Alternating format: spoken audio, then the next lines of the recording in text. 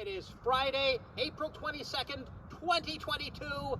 Welcome to Veda! Worst timing ever there. Should have just wasted a few extra seconds. Yeah. Even more too many carbs. And, well, I don't know. The late night snack I had, well, still had some carbs in it. Yep. Should just eaten the taco filling straight out of the dish instead of putting it in a taco shell.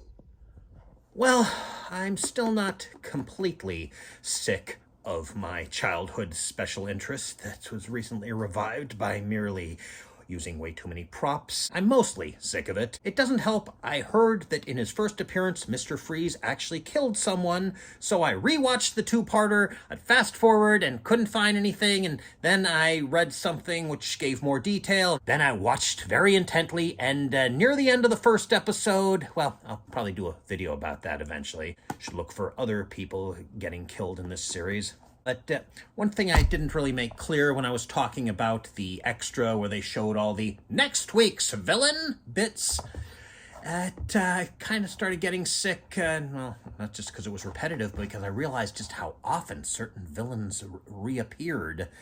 I guess it probably was less of an issue when you're only watching 2 episodes a week or 5 episodes a week if you were lucky and didn't have to go to a child psychologist and were only 7 or 8 years old. Then again, maybe the audiences in the 60s also got sick of it, given how quickly the show peaked and dropped. But one thing I was actually up till 4 a.m. checking this, because I noticed that even though early on in the first season, throughout the rest of the first season, and then apparently the entirety of the second season, actually, there's one time something's absent, but I don't know if it's actually missing or if it's just never made to begin with. But in the episodes proper, most of those next week's villain bits are missing. There are 2 per disc, except for the last disc that only has 2 episodes, 1 story. One of them being the one on the end of the disc. Now, I mean, I wouldn't be surprised if they were cut for syndication. I certainly don't remember them, and if you've got to make room for commercials, that's what you cut. But the fact that they didn't reinsert them despite having all of them, that seems odd. It's actually interesting. The season closer, say, next week, Batman versus the Catwoman, which means that they reran the first Catwoman story because Catwoman only appears once in the first season, and they probably wanted to keep her in people's minds since she would be one of the 4 villains appearing in the movie that was bound to be released that summer.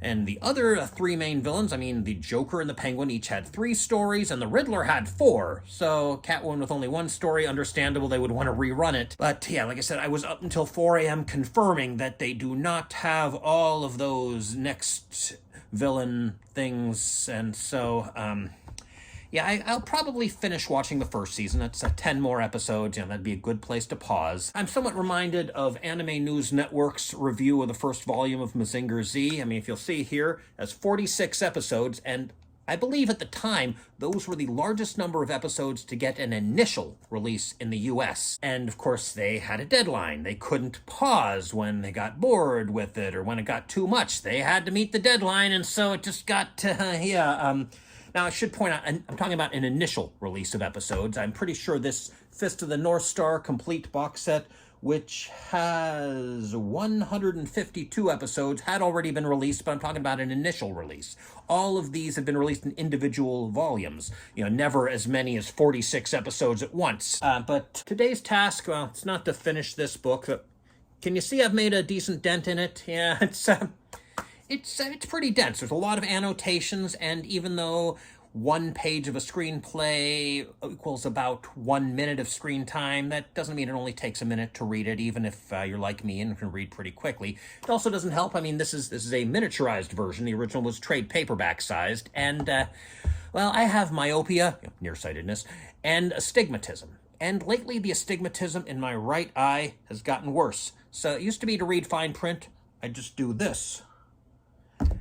Now, unfortunately, it's getting to the point I have to do this.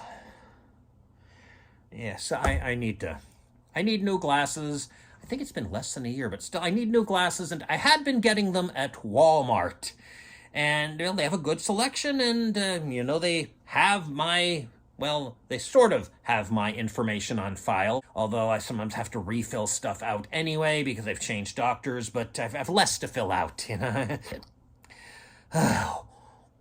Why don't we have a national database, and why don't we have national health? But I need to find a place that takes my insurance. Walmart used to, but now they don't. So I need to check my insurance company's website and see which eye doctors in the area take my insurance. I mean, I'll still have to pay something. I think they basically cover basic glasses, but any extras like anti-reflective coating or thin lenses, I have to pay for on my own, even though I'm so incredibly nearsighted that I require thin lenses. But no, that's not a requirement. Yeah. Also contact lenses, but I'm used to paying for those on my own. I don't use those too much, mostly for theatrical and cosplay purposes. But yeah, that's today's task. Try to find a place that carries my insurance. How soon?